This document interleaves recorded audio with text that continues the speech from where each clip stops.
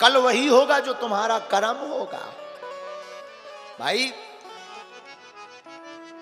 कर्म आगे भाग्य पीछे, कर्म आगे भाग्य पीछे। जैसा कर्म होगा भाग्य वैसा ही बन जाएगा। बोलो सीताराम।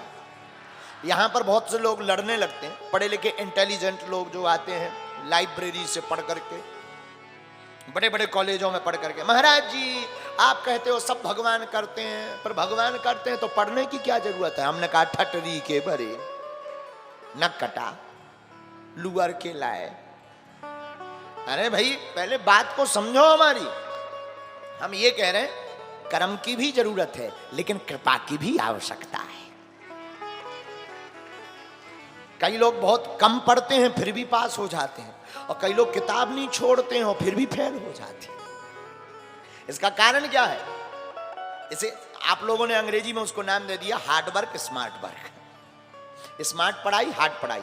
लेकिन हमारी जो मानना है, सच ये है कि कर्म करो, लेकिन कर्म के साथ अगर तुम्हारे ऊपर किसी सिद्ध पुरुष या परमात्मा की कृपा नहीं है तो वो कर्म फलीभूत नहीं होगा, फल उसका नहीं मिलेगा। और कर्म करोगे और परमात्मा की कृपा अगर है तो छोटा सा कर्म भी व्यापक फल दे करके जाएगा। ऐसे समझो, अगर समझने में कठिनाई है तो ऐसे समझो थोड़ा विस्तार से। जैसे हमसे एक जर्नलिस्ट ने पूछा, पत्रकार ने, कि आपके दरबार में लोग आते हैं तो क्या किए हुए पाप मिट जाते हैं? हमने कहा आज तक हमने ऐसा डिस्क्लेमर नहीं दिया है। तो वो बोले नहीं नहीं नहीं, आप बातों को बहुत तर्क में घुमा देते हो। अरे हमने कहा कहां घुमा रहे, सीधी तो बात है। हमने कभी ऐसा कहा ही नहीं कि पाप मिट जाते। हमने कहा हो कोई वीडियो क्लिप बताओ। बोले नहीं। बोले अच्छा एक बात बताओ। हमका पूछिए। गुरुजी आप कहते हैं कि दरबार में आइए, बालाजी को पकड़िए, सब कुछ होगा। हमने कहा गलत कहते हैं क्या?